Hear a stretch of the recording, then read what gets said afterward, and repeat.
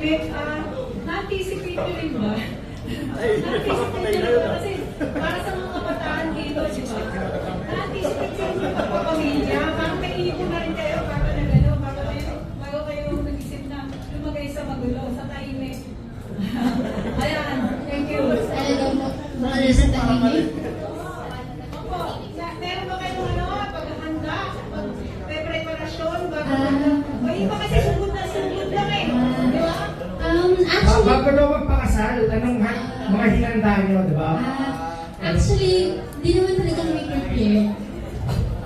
From the first place, hindi po kami prepared. But I feel things to learn lessons na talagang doon ko talaga matututunan, ipapush mo yung sarili mo to be prepared sa mga bagay-bagay. So yun, hindi tulad ngayon.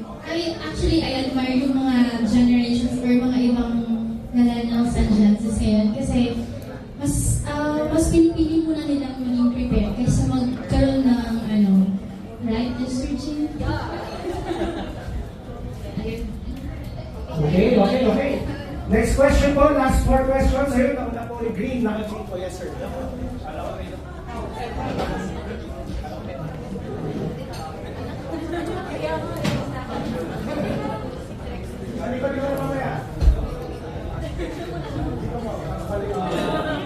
Yung question ko para kay natin nila yung before na yung relationship na maraming red flag. So sa mga next relationship na kung magkakaroon man siyang next relationship, anong required ba na may knowledge sa crypto or whatever? Or yung mga qualities na hinahanap? Yun lang. Ayaw kinahanap ni Regine. Kailangan pa daw marunong mag-crypto. Ayaw ka daw ba?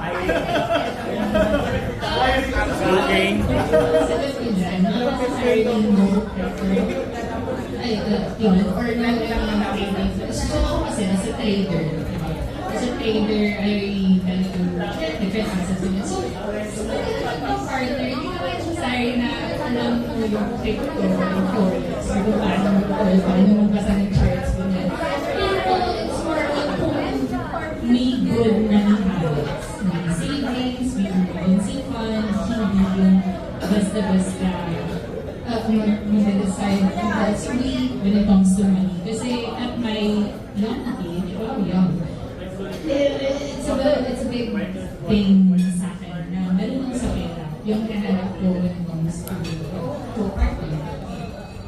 Alright, sa likod naman, tapos babalik ako gitna, tapos dito sa left.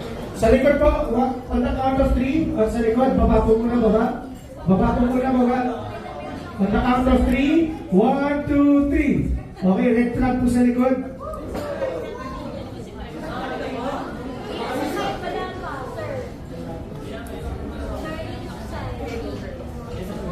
Hello po.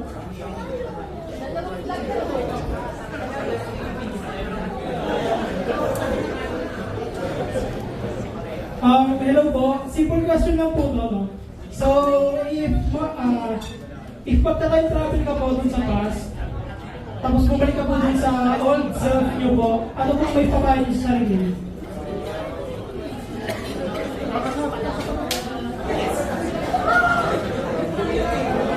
Okay, nasagot na yun kanina. Nasagot na kanina.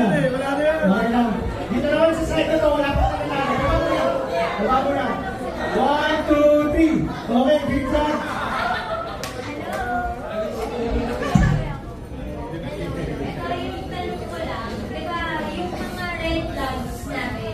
Sometimes, hindi naman, kunwari sa mag-asawa, may mga partners, hindi yung mga red flags na sa'yo, or red flags sa kanya.